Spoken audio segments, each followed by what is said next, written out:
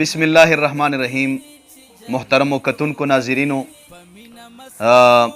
کتابو دا خبره لیکلې ده چې په مخکینی انبیاو کې د یو نبی مبارک په زمانه کې یو بادشاه وقت و هغه اعلان وکړو او وی فرمایل چې د ما نه بغیر به هیڅوک هم صدقه او خیرات نه کوي، او که چا صدقه او خیرات وکړل نو لاسونه به ترې نه کټوم.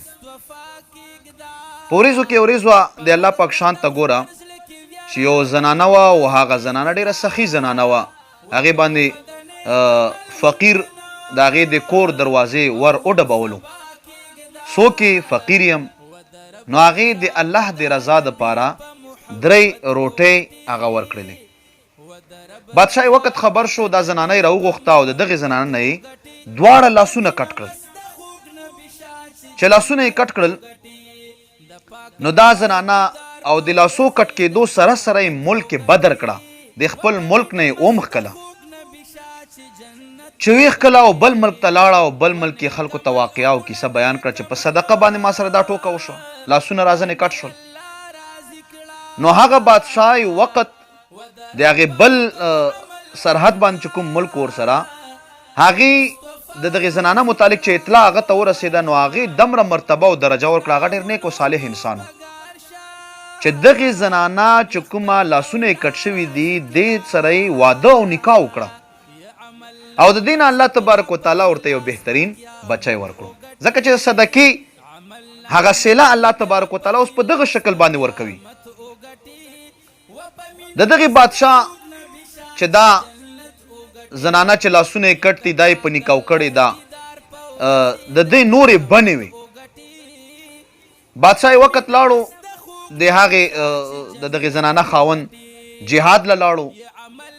په دې بنو باندې دا خبره ډېره درنه ولګېده چې یاره دا لاسونه یې کټ دي، دا زنانه ولې ورته ګرانه ده، دا زموږ بن ولې ورته ګرانه ده.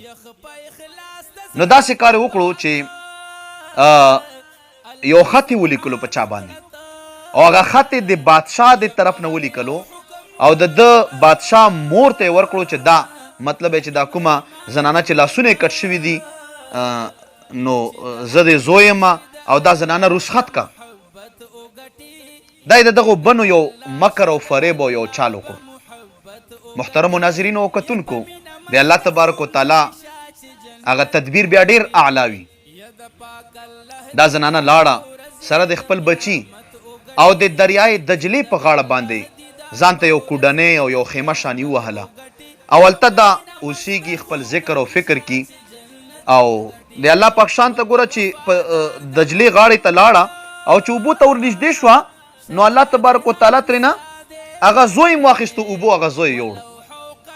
دی به هم دا وي چې یا الله دا د تا طرف نه دی، ما پې صبر دی. بس دا وینا به کوله. کوم ټیم کې چې لاسونه ترې کټېدلم دا وینا یې وکړه او مؤمن شان دی چې دا وینا به کي.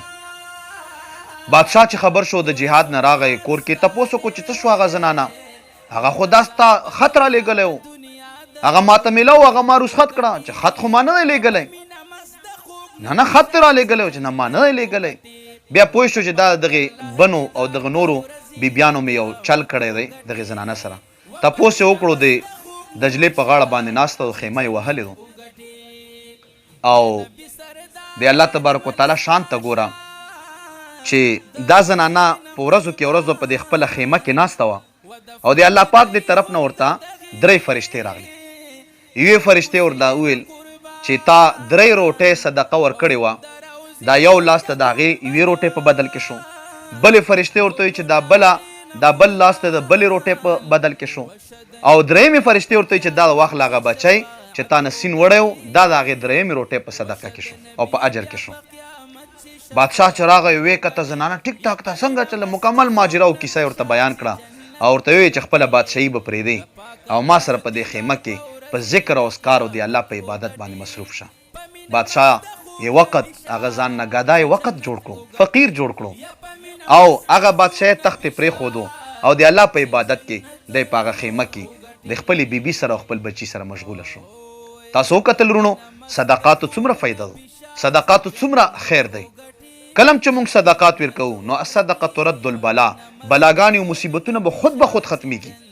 هر قسم بلا او مصیبت په تار روان وي او ته په اخلاص باندې صدقه وکړې، امید دی د پاک رب چې هغه صدقې په برکت باندې به هغه مصیبت ختمیږي.